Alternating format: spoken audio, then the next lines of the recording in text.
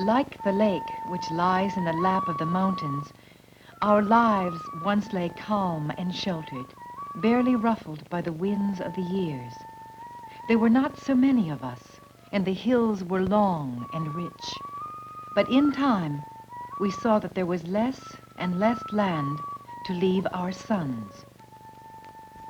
The lowland people brought medicines so that not so many of our children would die. And there became more and more of us.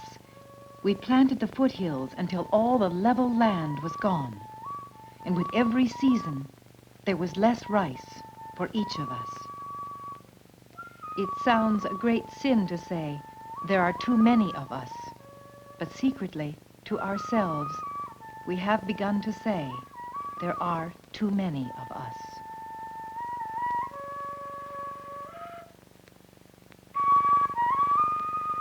There are perhaps 250,000 hill tribesmen in the highlands of Thailand, their numbers growing at the rate of about 3.5% per year.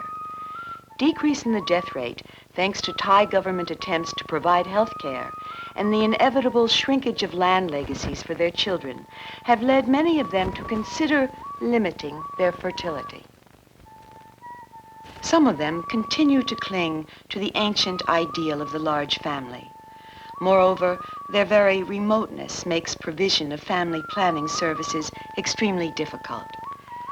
But recently, some of the tribes have been told that permanent surgical contraception, needing only one trip out of their mountains to the hospital, is possible, safe, and practical. On one recent day, 75 tribal women, mostly Aka and Lahu, converged upon Pa Yau Hospital near Chiang Rai to make use of a monthly sterilization service provided by a surgical team from McCormick Hospital in Chiang Mai.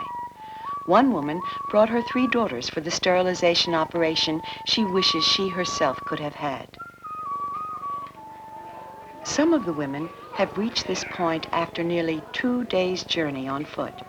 Others have been collected by a missionary anthropologist who has brought a bus to a rendezvous point. In either case, their presence here represents a powerful compulsion on their own part to limit a pattern of childbearing which often gives a 33-year-old woman 7 or 8 living children. Pa Yau is a government hospital, and good evidence of cooperation between the Thai government and the private sector in a complex program of service. There are other assets to the hospital visit, usually the only one any of these women will make in a lifetime. Their children are examined and treated as needed. We got the news to come here from the tribal radio station, which spoke out our names and said we should come on such and such a day for the operation. Most of us had never seen such a place as this, and we were all a little afraid. It was strange to lie on these high beds, and the floor was very hard. We brought the little ones with us, our babies who still needed food from us, and the children who could not be left at home alone. Some of us brought our older daughters, even our husbands, to help with the children. It was all very new to us, but the people were kind. Those of us who came here knew we wanted to have no more children, ever. Perhaps our husbands, who had said that we could do this thing, would want to father other children someday, and would take a little wife to bear them. No matter. For us, no more babies, never again. We love our children more than we love our life, but we will not bear them only to see them run hungry and ragged in the hills. For these women to be here at all is extraordinary.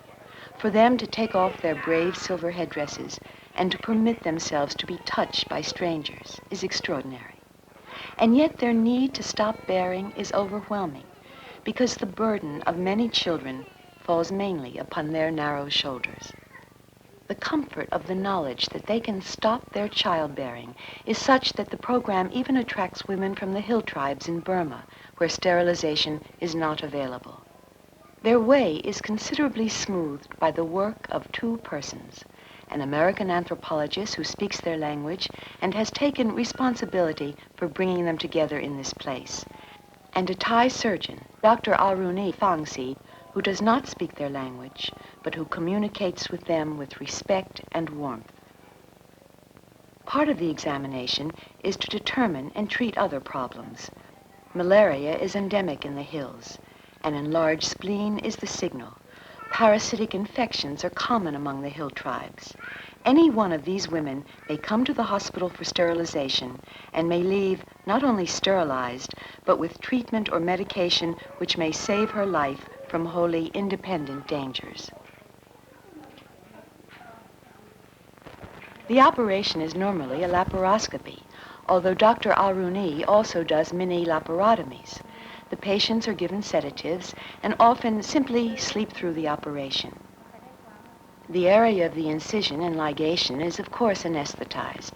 The operation takes less than 15 minutes, and the incidence of complications from any source is very low. Dr. Aruni uses absorbable sutures so that it is not necessary for the patient to return to the hospital. Further, she administers antibiotics to avert subsequent infection. There is something astonishing about the entire picture. The setting of the hospital and the elaborate laparoscopic technique is as modern and disciplined as could be found anywhere. And yet the patients are women who, for the most part, have had no prior exposure to surgery, even to modern medical care. It is a commentary upon the way in which people associated with the program value the lives of simple, trusting, tribal people. The statistics of this program are not in themselves spectacular. Fewer than 20% of the hill tribe villages have been reached with the necessary information and education program. Among the hill tribes, the Aka, Lahu, and Lisu women were the first to respond. Indeed, there is broad general acceptance of the principle of sterilization among most tribal women. Many of the husbands still are reluctant from unwarranted fears that the operation will weaken their wives or make them frigid or uncooperative spouses. Given the logistical problems involved, the distances the women must travel, and the alteration in lifestyle such a journey entails, this must rank as a deeply successful program. It has given one small but significant group of women the means of limiting their childbearing. Today is the day we go home, home to our hills and our people. The old ones will question us, and we will be the center of attention for a little while. And that will be pleasing. Best of all, we can lie with our husbands again and not ever fear that we will have more babies. Babies who become not happiness, but a burden.